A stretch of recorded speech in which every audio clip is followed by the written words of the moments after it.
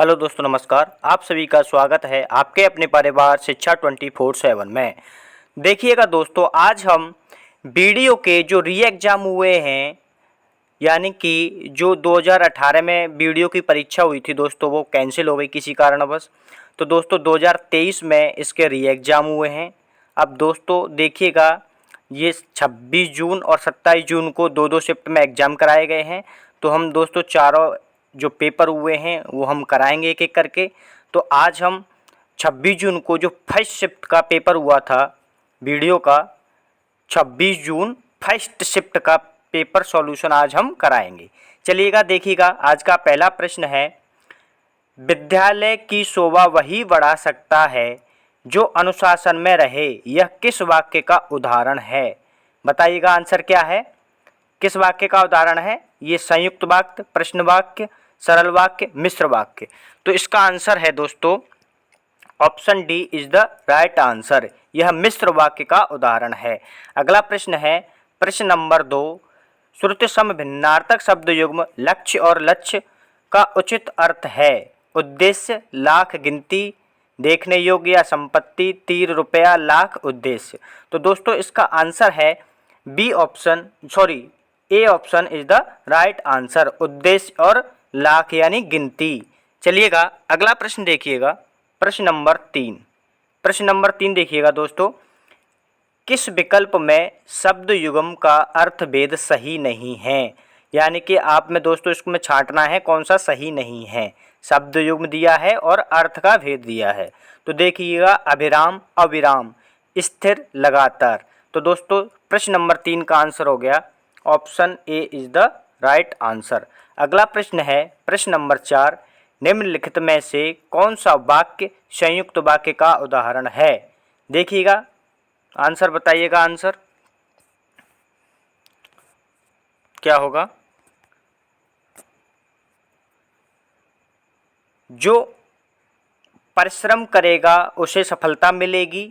यह वही बच्चा है जो कल गिर गया था। शाम हुई और गाय घर लौट आई। बगीचे में सुंदर फूल खिलते हैं। इसका आंसर है दोस्तों सी इज द राइट आंसर, संयुक्त वाक्य का उदाहरण है। अगला प्रश्न है, प्रश्न नंबर 5, बात तजुर्बा, बात तजुर्बा शब्द में कौन सा उपसर्ग है? बात, आ, जुर्बा या बा? तो आंसर होगा option D is the right answer, बा उपसर्ग है। अगला प्रश्न देखिएगा, प्रश्न नंबर 6, निम्नलिखित में से कौन सा वाक्य मिश्र वाक्य है? यज्ञदत्त देवदत्त को व्याकरण पढ़ाता है। वह उड़ती हुई चिड़िया पहचानता है। उसमें न पत्ते थे न फूल थे। मैंने सुना है कि आपके देश में अच्छा प्रबंध है। आंसर होगा इसका option D is the right answer, यह मिश्र वाक्य का उदाहरण है। ठीक है, चलिएगा अगला प्रश्न देखिएगा, प्रश्न नंबर 7, निम्न में शुद्ध वाक्य कौन सा है? उसे उत्तीर्ण होने की आशा है। कृपया आज का अवकाश देने की कृपा करें। भारत में अनेक जातियां हैं। काटकर फल बच्चे को खिलाओ। इसका आंसर है option C is the right answer. अगला प्रश्न देखिएगा दोस्तों, प्रश्न नंबर 8। प्रश्न नंबर 8 है, निम्नलिखित में से कौन सा शब्द पुल्लिंग है? विकृति, संस्कृति, दंपत्ति, प्रकृति। तो दोस्तों इसका आंसर होगा जो पुल्लिंग है option C is the right answer. अगला प्रश्न है, प्रश्न नंबर 9, आडंबर का पर्यायवाची शब्द नहीं है। डोंग, दर्प, पाखंड, ढकोसला। तो आंसर होगा option C is the right answer, ये आडंबर का पर्यायवाची नहीं है, दर्प। अगला प्रश्न देखिएगा दोस्तों, देखिएगा अनुच्छेद को ध्यान से पढ़कर पूछे गए प्रश्नों के उत्तर दीजिए। तो दोस्तों प्रश्न नंबर 10 से 14 तक ये अनुच्छेद पढ़ना है और आपको आंसर देना है। तो देखिएगा, मैं इसको जल्दी से पढ़ देता हूँ और आप ध्यान से सुनिएगा और इसके आंसर आगे चल के आप खुद ही निकाल के दीजिएगा। तो देखिएगा, मैं इसको जल्दी से पढ़ता हूँ और आपको सुनना है ध्यान से। देखिएगा, नहर अथवा नदी पर जल के प्रवाह को रोकने के लिए बांध का उपयोग किया जा सकता है। बांध लघु, मध्य तथा बड़े आकार के हो सकते हैं। बड़े बांधों का निर्माण करना अधिक जटिल होता है। इनके निर्माण में अत्यधिक शक्ति, समय तथा धन खर्च होता है। बांध का निर्माण कंक्रीट, चट्टान, लकड़ी अथवा मिट्टी से भी किया जा सकता है। भाखड़ा बांध, सरदार सरोवर, टेहरी बांध इत्यादि बड़े बांधों के उदाहरण हैं। एक बांध के लिए अत्यावश्यक है कि इसमें इसके पीछे के पानी के भार को वहन करने की क्षमता हो। बांध पर धकेले जाने वाली जल की मात्रा का जल दाब जल की गहराई बढ़ने के साथ बढ़ता है। इसके परिणामस्वरूप कई बांधों का तल चौड़ा होता है, जिससे यह सतह के काफ़ी नीचे के भाग में बहने वाले जल का भार वहन कर सके। वर्षों से बढ़ती जनसंख्या, औद्योगिकरण में वृद्धि तथा कृषि में विस्तार होने से जल की मांग बढ़ती जा रही है। अतएव जल संरक्षण आज की आवश्यकता बन गई है। वर्षा जल संचयन मुख्यतः भवनों की छतों पर इकट्ठे किए जल को भूमि में संरक्षित करके आगे काम में लेने की प्रक्रिया है। इसके लिए यह अति आवश्यक है कि भूजल की गिरावट को रोका जाए तथा भूजल स्तर में सुधार किया जाए। साथ ही समुद्र के जल का अंतर्गमन अर्थात समुद्री जल को भूमि की तरफ आने से रोका जाए और वर्षा के मौसम में अधिकतम जल का संरक्षण किया जाए। ठीक है दोस्तों, समझ आया होगा आपको। अब आपको आंसर देना है। प्रश्न नंबर 10 का देखिएगा, बड़े बांधों का निर्माण करना अधिक जटिल क्यों है? आंसर होगा अत्यधिक शक्ति, समय तथा धन खर्च होने के कारण। D answer, option D right answer. अगला प्रश्न देखिएगा दोस्तों, प्रश्न नंबर 11। प्रश्न नंबर 11 होगा,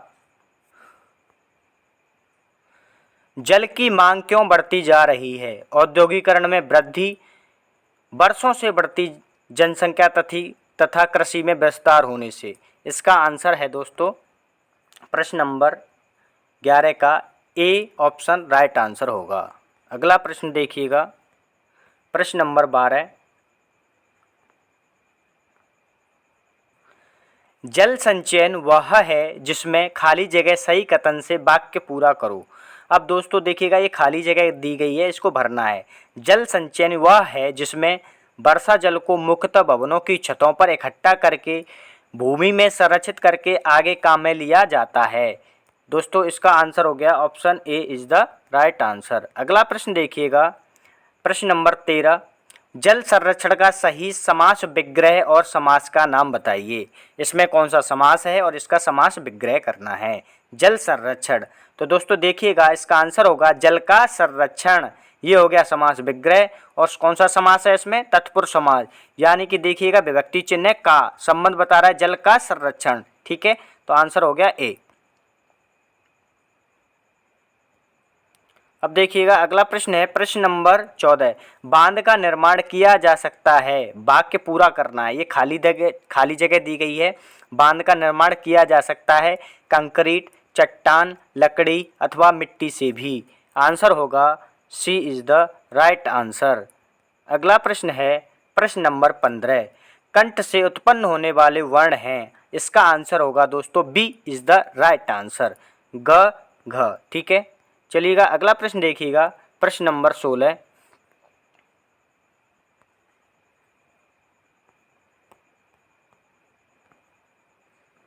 प्रश्न नंबर 16 देखिएगा दोस्तों, निम्नलिखित में से किस कवि की काव्य भाषा ब्रज नहीं है? बताइएगा किसकी नहीं है? मैथिली शरण गुप्त। आंसर हो गया सी इज द राइट आंसर। अगला प्रश्न प्रश्न नंबर 17। मानसरोवर में किस कहानीकार की कहानियाँ संग्रहित हैं? आंसर होगा option C is the right answer, Premchand ji की। अगला प्रश्न है प्रश्न नंबर 18। प्रश्न नंबर 18 देखिएगा, अध्यक्ष महानगर पालिका को लिखे जाने वाले शिकायत पत्र किस श्रेणी में आएंगे? व्यावसायिक पत्र, संपादकीय पत्र, कार्यालय पत्र, व्यक्तिगत पत्र। दोस्तों इसका आंसर होगा व्यक्तिगत पत्र। ठीक है, D is the right answer.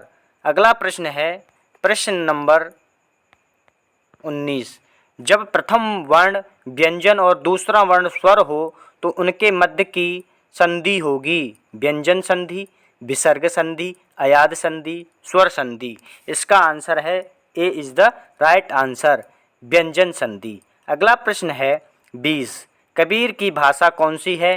Braj, पंचमेल खिचड़ी, राजस्थानी, अवधी। आंसर होगा B is the right answer. Kabir की भाषा है पंचमेल खिचड़ी।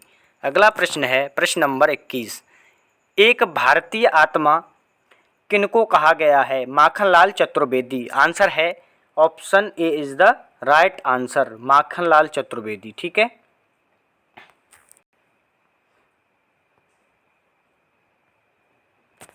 माखनलाल चतुर्वेदी, ए इज द राइट आंसर। चलिएगा अगला प्रश्न देखिएगा दोस्तों,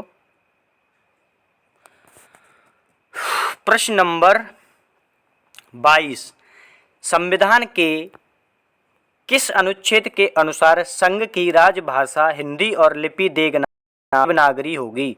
इसका आंसर है option D is the right answer. अनुच्छेद 343 के तहत संविधान के अनुसार संघ की राजभाषा हिंदी और लिपि देवनागरी होगी। अगला प्रश्न है प्रश्न नंबर 23, प्राकृत, संस्कृत, अपभ्रंश, पाली, इन भाषाओं में प्राचीन भाषा कौन सी है? दोस्तों सबसे प्राचीन भाषा है Sanskrit. Option D is the right answer. अगला प्रश्न देखिएगा, प्रश्न नंबर 24, निम्नलिखित में से कौन सी रचना संग्रह ब्रज भाषा में है? रसखान रचनावली। कौन सी है? Option C is the right answer. Raskhan रचनावली है दोस्तों ब्रज भाषा में। ठीक है, अगला प्रश्न है प्रश्न नंबर 25। प्रश्न नंबर 25 देखिएगा, हम चूड़ियां पहन रहे हैं, वाक्य की क्रिया किस काल की है? पूर्ण काल, अपूर्ण काल, संदिग्ध वर्तमान, सामान्य वर्तमान। तो आंसर है इसका दोस्तों B is the right answer, यानी कि हम चूड़ियां पहन रहे हैं। अपूर्ण वर्तमान काल है, वर्तमान में चल रही है लेकिन अभी कार्य पूरा नहीं हुआ है। अगला प्रश्न है प्रश्न नंबर 26। देखिएगा प्रश्न नंबर 26 कह रहा है, निम्नलिखित में से कौन सा संधि विच्छेद सही है? महर्षि का होगा महाधन अर्ष महाविद्यालय, महाधन विद्याधन लय, सी व्याकुल व्याधन कुल, मधुरी मधुधन अरि। तो दोस्तों इसका आंसर सही संधि विच्छेद है डी मधुवरी। ठीक है, अगला प्रश्न है प्रश्न नंबर 27। देखिएगा प्रश्न नंबर 27 क्या है, निम्नलिखित में अपादान कारक का प्रयोग किस विकल्प में नहीं हुआ है? यमुना नदी हिमालय से निकलती है, बिल्ली छत से कूदती है, पिताजी कार से गए, वह चूहे से डरता है। तो अपादान कारक किस विकल्प में नहीं है? C, option C is the right answer. पिताजी कार से गए, इसमें अपादान कारक नहीं है। दोस्तों क्या है? अलग होना, संप्रदान से अपादान से अलग हो, संप्रदान के लिए अपादान से अलग होना बताता है। जैसे यमुना नदी हिमालय से अलग हो रही है, बिल्ली छत से कर रही कूद रही है तो अलग हो रही है, वह चूहे से डरता है, वो भी तो डर रहा है तो भाग रहा है। पिताजी कार से गए, लेकिन ये गए हैं, अलग नहीं हुए। ठीक है, चलिएगा अगला प्रश्न देखिएगा, प्रश्न नंबर 28 से किस कारक का विभक्ति चिन्ह होता है? अधिकरण, संबोधन, अपादान, कर्म। तो आंसर बताइएगा, संप्रदान के लिए अपादान से अलग होना, तो सी इज द राइट आंसर। 29 समझौता शब्द में कौन सा प्रत्यय है? औता, झोता, आ, ता। तो दोस्तों 29 का है ए, समझौता में प्रत्यय होगा औता। चलिएगा अगला प्रश्न देखिएगा, प्रश्न नंबर 30, निम्नलिखित में से व्यष्टि शब्द का विलोम शब्द क्या होगा? वृष्टि, समष्टि, अच्छी, दृष्टि। इसका आंसर है दोस्तों B is the right answer. क्या है? B is the right answer. ठीक है, समष्टि। चलिएगा अगला प्रश्न देखिएगा, प्रश्न नंबर 31। प्रश्न नंबर 31 है दोस्तों, निम्नलिखित में से कौन सा समास का प्रकार सही नहीं है? बताइएगा। पंचवटी द्विगु समास, विद्या भंडार तत्पुरुष समास, पर्णकुटी द्वंद्व समास, यथा नियम तो अव्ययीभाव समास। देखियो पंचवटी द्विगु समास है, संख्यावाची आ रहा है। ठीक है, विद्या का भंडार तत्पुरुष है, पर्णकुटी ये दोस्तों द्वंद्व समास नहीं है, तो option C is the right answer. चलिएगा अगला प्रश्न होगा दोस्तों 32वां। देखिएगा क्या है, देखिएगा 32वां प्रश्न, कबहू हो यही रखिने रहोगो श्री रघुनाथ कृपालु कृपा ते संत स्वभाव गहोगो जथा लाभ संतोष सदा काहू सो कुछ न चहोगो परहित नित निरंतर मन क्रम वचन नेम निभोगो। उपयुक्त पंक्ति में निहित रस कौन सा है बताइएगा। भयानक रस है, वीर रस है, रौद्र रस है, शांत रस। तो आंसर है शांत रस। ठीक है, अगला प्रश्न है प्रश्न नंबर 33, निम्नलिखित उदाहरण में श्रृंगार रस का उदाहरण। अब देखिएगा दोस्तों, ये दिया गया है, निम्नलिखित में श्रृंगार रस का उदाहरण बताना है, कौन सा है। गिरता न कभी चेतक तन पर, राणा प्रताप का कोड़ा था, वह दौड़ रही अमीर मस्तक पर, आसमान पर घोड़ा था, उद्वेल कर असुर रश्मियां हृदय चिताए धधकार, महामारी प्रचंड हो फैल रही थी इधर उधर, पानी केरा बधों असम्मान की जात, देखत ही छिप जाए ज्यों तारा प्रभात। डी देखिएगा, पास ही मिलकर उगी है बीच में अलसी हटीली, दे की पतली कमर ही है ललचीली, नील फूले फूल और सर पर चढ़ाकर कर रही है जो छुए यह में दे हृदय का दान उसको। तो दोस्तों इसका आंसर होगा D. D is the right answer. ठीक है, D is the right answer.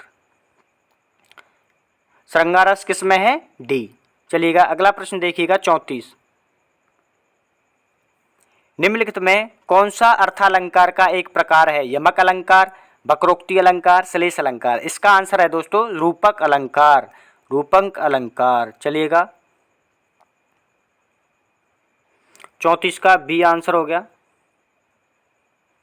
ठीक है, 34 का हो गया बी, रूपक अलंकार। अब देखिएगा 35 का क्या है। निम्नलिखित में मौन और संपन्न शब्द के क्रमशः सही विलोम शब्दों का चयन कीजिए। मौन का विलोम हो गया मुखर और संपन्न का हो गया विपन्न। तो दोस्तों सी इज द राइट आंसर 35 का। अगला प्रश्न देखिएगा 36, प्रश्न नंबर 36 देखिएगा, किस वाक्य के लिए प्रयुक्त शब्द सार्थक है। व्याकरण जानने वाला, वीर प्रसु, क्षण में नष्ट होने वाला, क्षतिपूर्ति, जिसमें सबकी संपत्ति है, सर्वज्ञ, जो बिना वेतन का काम करता है, अवैतनिक। तो दोस्तों ये सही राय आंसर है डी, 36 का आंसर डी। चलिएगा अगला प्रश्न देखिएगा, प्रश्न नंबर 37, प्रत्युन्मत्ति शब्द के लिए सही वाक्यांश निम्नलिखित में से कौन सा है। जो फिर से उत्पन्न होता है, जिसकी बुद्धि में तुरंत नई सूझ उत्पन्न हो, यही प्रत्युन्मत्ति है। तो दोस्तों इसका आंसर हो गया option B is the right answer. अगला प्रश्न देखिएगा 38, निम्नलिखित में कौन सी वर्तनी शुद्ध है। आशीर्वाद, आशीर्वाद। तो इसका आंसर है दोस्तों option A is the right answer, ये सही है। चलिएगा अगला प्रश्न देखिएगा 39, निम्न में कौन से विकल्प में पर्यायवाची युग्म सही नहीं है। जलधि, अम्बुद, सरोवर, पुष्कर, पुरंदर, अमरपति, फणी, उरग। तो इसका आंसर है 39 का दोस्तों ए, जलधि, अम्बुद। ये पर्यायवाची युग्म सही नहीं है। निम्नलिखित में से अब 40वां देखिएगा अगला, निम्नलिखित में से तत्सम शब्द कौन सा है। कृपा, मकड़ी, झरना, कटहल। तो दोस्तों तत्सम शब्द है कृपा।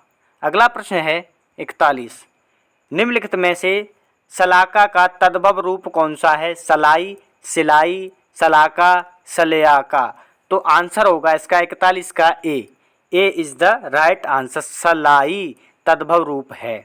अगला प्रश्न है प्रश्न नंबर 42, देखिएगा, निम्नलिखित में से तत्सम और तद्भव का कौन सा युग्म सही नहीं है। पौत्र, पुत्र, पुत्र, वार्तिका, वर्ती, वणिक, वनिया, वधू, बहु।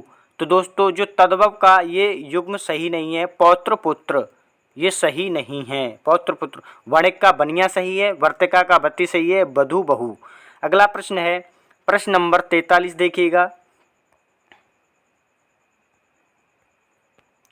तनिन तनुजा तट तमाल तरवर बौछाए, इस पंक्ति में कौन सा अलंकार है। रूपक अलंकार, उपमा अलंकार, अतिशोक्ति अलंकार, अनुप्रास अलंकार। दोस्तों एक वर्ण की आवृत्ति बार बार हुई है, तो इसमें है अनुप्रास अलंकार, ता वर्ण की बार बार आवृत्ति हुई है। चलिएगा अगला प्रश्न देखिएगा, प्रश्न नंबर 44, प्रश्न नंबर 44 देखना है दोस्तों में। प्रश्न नंबर 44 देखिएगा आंसर, प्रश्न नंबर 44, तिथि शब्द का बहुवचन है तिथियों, तिथियां, तिथियां, तिथियों। तो आंसर है दोस्तों इसका option C is the right answer. अगला प्रश्न देखिएगा, प्रश्न नंबर 45, घर का बेदी लंका ढाए, कहावत क्या निम्नलिखित में कौन सा, घर का बेदी लंका ढाए कहावत निम्नलिखित से कौन सा है, यानी कि कौन सी सही है। देखिएगा, घर का भेद न बताने से लंका नहीं ढहती, आपसी फूट से लंका ढह जाती, आपसी फूट से सर्वनाश होता है, घर का भेद बताने से लंका ढह जाती है। तो दोस्तों इसका आंसर है option C is the right answer. आपसी फूट से सर्वनाश हो जाता है, जैसे विभीषण ने और रावण में आपसी फूट थी, तो दोस्तों रावण का वध हो गया, सारे भेद बता दिए। अब अगला प्रश्न देखिएगा, प्रश्न नंबर 46, ठठेरा शब्द का स्त्रीलिंग निम्न में से क्या होगा, ठठेरिन, ठठेरिनी, ठठेरी, ठठारी। दोस्तों आंसर होगा इसका 46 का, प्रश्न नंबर 46 का आंसर है option A is the right answer. अगला प्रश्न है देखिएगा 47, आँखों का तारा होना मुहावरे का अर्थ है अति आलसी, अति कमज़ोर, अति दुखी, अति प्रिय। तो दोस्तों इसका आंसर है आँखों का तारा अति प्रिय, option D is the right answer 47 का। अगला प्रश्न देखिएगा 48, मान ना मान मैं तेरा मेहमान, कहावत का अर्थ बताइए क्या है। देखिएगा, ज़बरदस्ती गले पड़ना, मेहमान नवाजी करना, मेहमान न बनना, मेहमानी करना। तो दोस्तों इसका आंसर होगा ज़बरदस्ती गले पड़ना, मान ना मान मैं तेरा मेहमान, तो ये ज़बरदस्ती गले पड़ना हो गया। अगला प्रश्न है 49, में से वाक्य के शुद्ध रूप का चयन करना है। ठीक है, वाक्य में से चयन का शुद्ध रूप चयन करना है। वन में प्रातःकाल से समय बहुत ही, प्रातःकाल के समय बहुत ही मनोहर दृश्य होता है। वन में प्रातःकाल का दृश्य बहुत ही सुहावना होता है। वन में प्रातःकाल के समय बहुत ही सुहावना दृश्य होता है। वन में प्रातःकाल के समय दृश्य क्या क्या खूबसूरत होता है। तो दोस्तों इसका आंसर है option B is the right answer. चलिएगा, अगला प्रश्न है प्रश्न नंबर 50। दोस्तों हमारे हिंदी के 50 प्रश्न आए थे, तो हमारा ये हिंदी का लास्ट पे प्रश्न है। हमने 49 प्रश्न कर लिए हैं। देखिएगा, 50-50 प्रश्न पूछे गए हैं, हिंदी, रीजनिंग और जनरल नॉलेज। तो हमारे हिंदी के 50 प्रश्न कंप्लीट होने वाले हैं। किस विकल्प में सभी शब्द तद्भव हैं? सुत, झरना, नयन, गात, गणपति, ग्राहक, सहज, संयोग, समंदर। तो दोस्तों इसके सारे तद्भव शब्द हैं छकड़ा, काजल, खेत। दोस्तों D is the right answer, option D is the right answer. तो दोस्तों हमने 50 प्रश्न कर लिए हैं हिंदी के पूरे। अब दोस्तों अगला हम रीजनिंग के 50 प्रश्न करेंगे, इसी प्रकार जीके की भी 50 प्रश्न करेंगे। ठीक है, चलिए तब तक के लिए धन्यवाद।